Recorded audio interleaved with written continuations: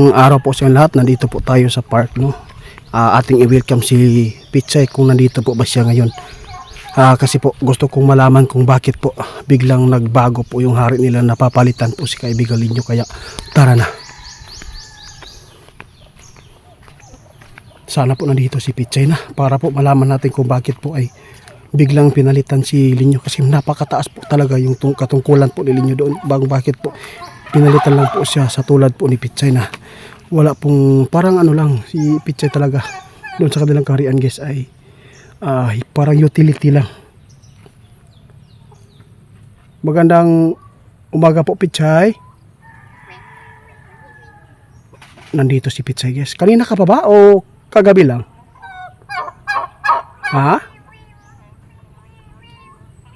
Ngayon lang po daw, guys. Welcome, Pichay. Huwag kang mag-alala po. Dahil po ay, oo, nakikita po daw ni Pichay, guys, kung paano siya wini-welcome po sa mga followers natin. Pichay, sana po masagot po niyo yung katanungan ko. Kasi po meron po akong gusto itanong. Hindi ko lang tinanong si kaibigan ninyo kung bakit. Kasi parang nagmamadali po siya doon sa hari. Meron lang po akong itatanong, pwede po ba na masagot po ninyo? Na ako'y pautahan na ba nganong si Linyo, nganong man na biglaan man na pinalitan po siya ng hari na ikaw ay ipapalit po dito sa park?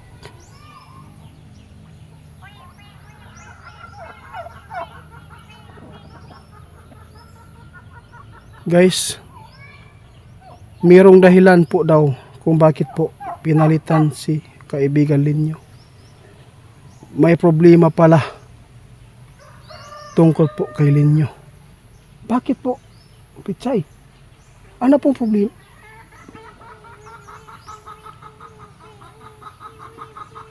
Ha? Totoo po ba yan? Naku po, kaya pala.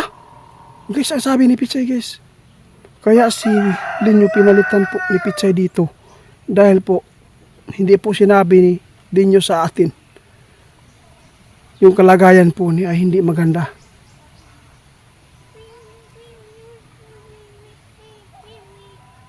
Sus, pastilan Linyo. Aw, Pichay, pastilan, grabe. Hindi ko talaga inasahan, Pichay, na yun pala yung nangyari kay kaibigan Linyo. Hindi ko naman po nakikita sa kanya. Kasi po ipinapakita po niya sa amin ay okay po siya. Sana po hindi po magagalit si hari. Kumusta po si hari? Tungkol po sa akin, hindi po ba siya nagagalit sa akin?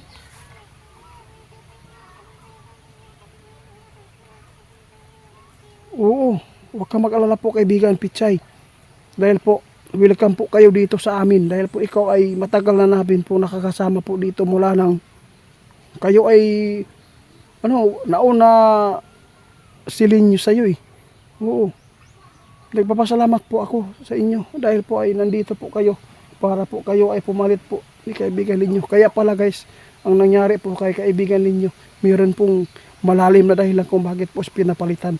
Kaya kaibigan, welcome po dito sa mundo namin at sana po ay matulungan mo po kami sa mga eksplorasyon po namin, kaibigan, ha.